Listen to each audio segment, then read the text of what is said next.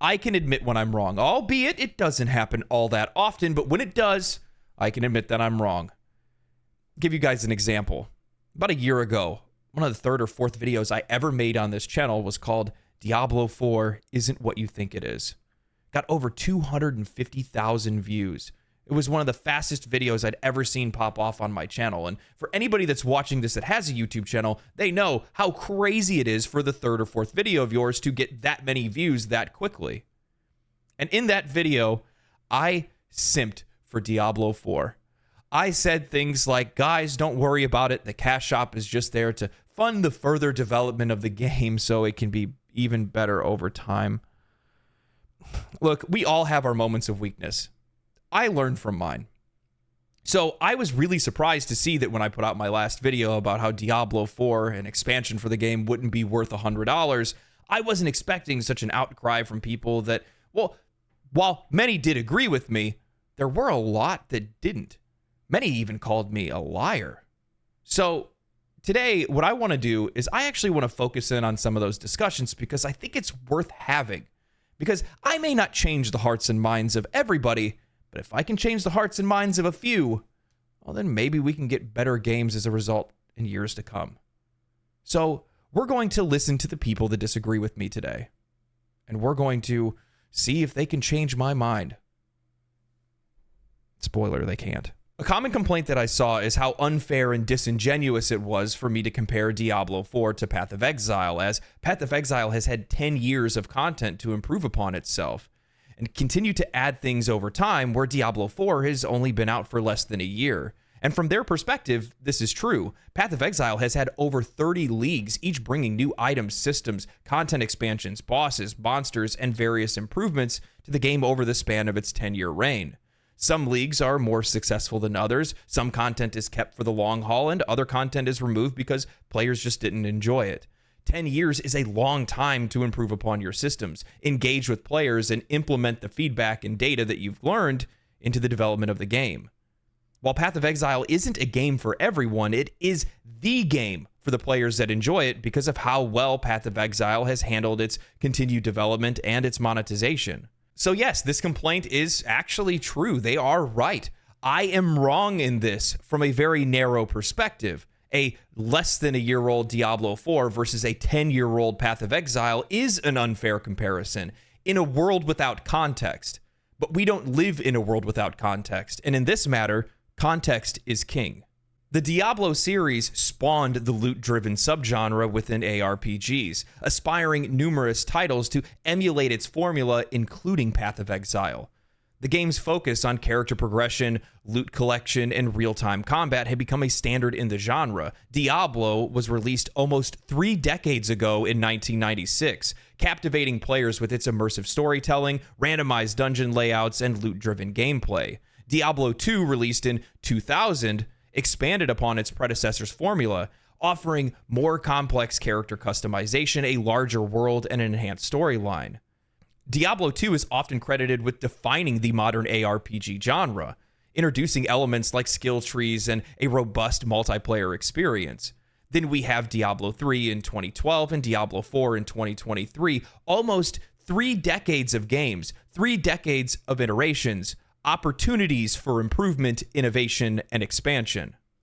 On the other hand, we have Path of Exile, which is Grinding Gear Games' first game. The company was founded in 2006. Blizzard Entertainment has been making games and expansions since 1994. We could go even further back if you'd like, to its days as Silicon and Synapse, and we have an over 30-year-old game studio. Heck, even if we just look at the development cycle for Diablo 4, over 10 years since the release of Diablo 3, Blizzard has had every opportunity to improve upon its initial formula and steal some of the best parts from its competitors' games. So now with context, I propose this question. What do we have for now almost 30 years of Diablo? For a 10-year development cycle for Diablo 4, we got a decent feeling RPG that looked really good. It had awesome looking cutscenes. Story was pretty decent. No loot filters, brain dead boss design, boring loot, no endgame variety, and a now deserted open world MMO light. Is it wrong of me to expect more of a $70 billion studio?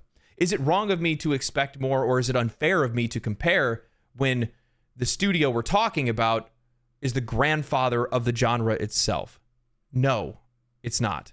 It's not unfair to compare Path of Exile to Diablo 4. And that's not me saying that Diablo 4 needs to be like Path of Exile. It's far from that. I realize that Diablo 4 is a game that's supposed to appeal to a much wider audience, a much more casual audience than Path of Exile. But without that complexity and depth, that doesn't mean that Diablo 4 needed to be a game that lacked any innovation, imagination, or improvement. But that's exactly what we got. That's the reason why I'm upset, and many other players are upset too, is because it should still be more than what it is. That's not to say that the game won't get better over time, but that still doesn't justify us spending more money until they get that game to what it should be. And it still lacks that something that wants to make you keep coming back to it. Another common complaint that I saw is that I said nothing about Diablo 4 and how it's improved since Season 2. Now, in the video, I did mention that some improvements have been made to the game, especially in the Season of Blood. However, the uptick in player engagement was relatively negligible. So let's go ahead and look at those improvements. New players can now skip the campaign and jump right into Season 2. Previously, players had to complete the campaign at least once to even join into a seasonal realm. All renown now carries over to new characters and seasons. Previously, we still had to go out and do renown activities to build that stuff back up and get some of those character buffs and extra skill points. Gems no longer take up inventory space, and low-tier loot is automatically salvaged, freeing up inventory space and easing some of the pains of lack of storage. New bosses have been added to the game throughout the seasons. Target farming uniques has been added to the game, giving players the opportunity to potentially find some build-defining items that were previously randomly found and couldn't be found just about anywhere. And they also improved XP gains by up to 40%. Now, while I think these are great improvements, I want to communicate my frustration that many of this stuff wasn't in Diablo 4 when it first released. And on top of that, many of the innovations that we've seen across the genre over the course of Diablo 3's release up until Diablo 4, we still don't see any of that. Crafting, trading, interesting itemization, cross-class builds, and subclasses. At launch, Diablo 4 didn't even have boss-specific, non-cosmetic chase items. All loot, any loot, could be obtained anywhere. There was no reason to even fight bosses in the first place, other than to just progress the story or go for achievement. A company with as many resources and experience as Blizzard couldn't effectively make interesting boss designs, blending colors with attacks to make the environment where you couldn't even know what you were being hit by. You ended up just getting filtered by their art. So yes, Diablo 4 has definitely improved over time, massively so. And I realize that there's people that want me to recognize that because they enjoy Diablo 4 as it is right now, and they're looking forward to the future of the game. They don't want me to just gloss over the fact that they have updated and fixed things over the course of the game's launch. However, the thing is that many of those improvements are common improvements that have existed in the industry since the development of Diablo 4. So none of that justifies me or many other people spending $50 to $100 on an expansion for the game. It doesn't even justify me spending money on any expansion regardless of whatever the price is. And I think this is a common issue that we see in gaming a lot.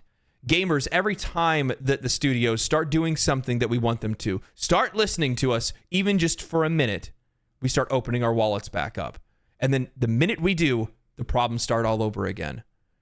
Our reward to them for doing the right things is by us playing their game. Because if we're playing their game, it's popular. If it's popular, there's more people that are buying it. There's more people that are probably interacting with their microtransaction systems and all of that other stuff. We don't need to spend money for them to improve games. And that's something that we've been doing for far too long, and it needs to stop.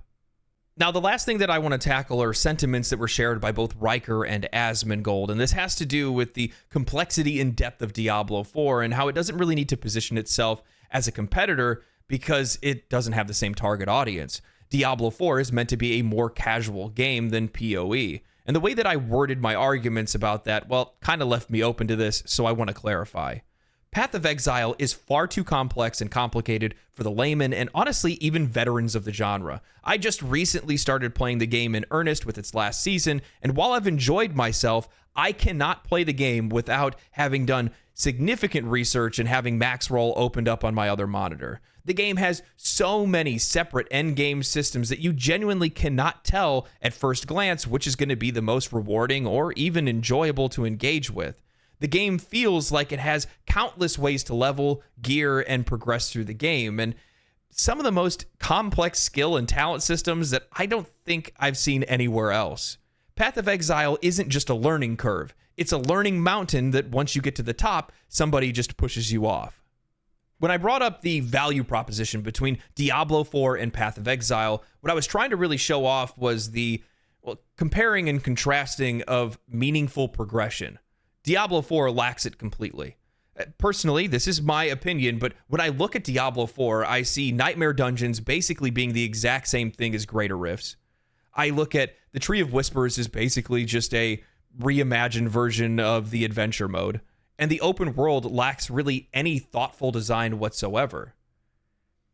At least in Path of Exile, with all the different systems that it has, there's meaningful ways to progress your character, whether that's through the labyrinth, being able to access a more specialized tree of skills and abilities and things that you can use later, or maybe it's some of the other endgame systems that have specific items that you can only get from doing those activities. There's something to that makes you want to keep coming back to it, that makes you want to learn more about it. But there's nothing to learn in Diablo.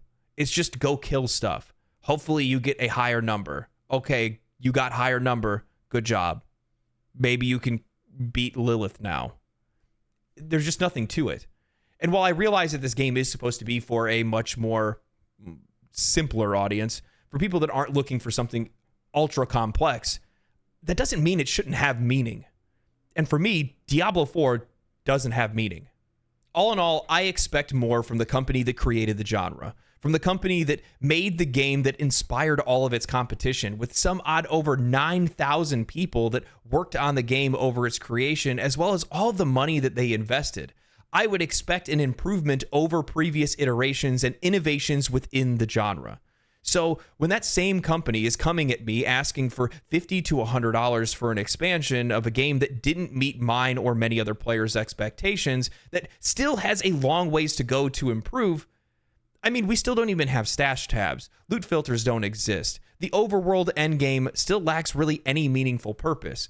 Personally, I feel that loot and builds need to be a little bit more interesting, and the game still lacks that something intangible that really wants to drive you to play it. Now again, they definitely have improved the game since Season 2, and Season 3 can take it even further, but regardless of the improvements that they make in a year, for me personally, and I would hope for many others, that's not enough for me to justify buying the game all over again.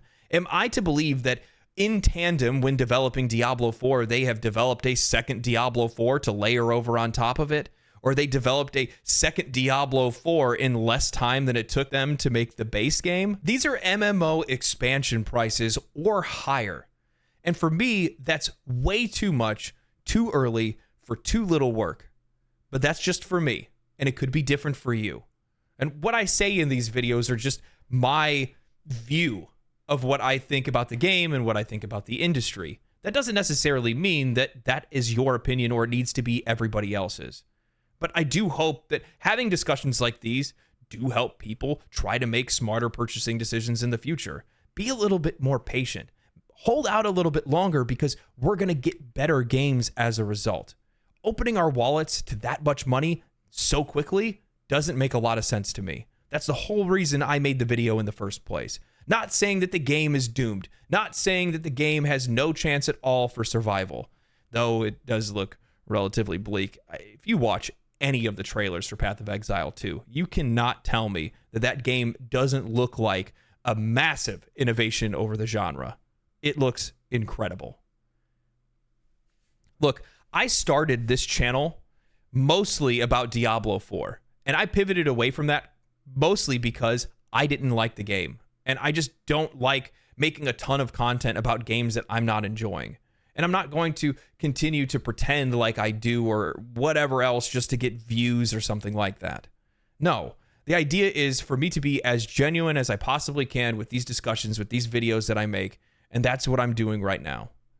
So I realize that there's people that are out there that want me to look at the game in a different light. And I realize that there's fanboys that are going to be fervent and zealous in every take that they can have. But this is mine. So I respect yours. You respect mine. Or neither of us respect one another because it's the internet. So whatever. But anyway, I hope you guys enjoyed the video. Big shout out and thanks to Asmongold, Riker, and also Darth Microtransactions for checking out the video and watching it on their streams. Really cool. Really appreciate it. I got a bunch of comments and sentiments about people that are like super against folks reacting to people's content. I'm just going to say it right here so anybody knows. I love it. It's great. For a smaller channel, it's awesome exposure. And these are also guys that I've watched for years now.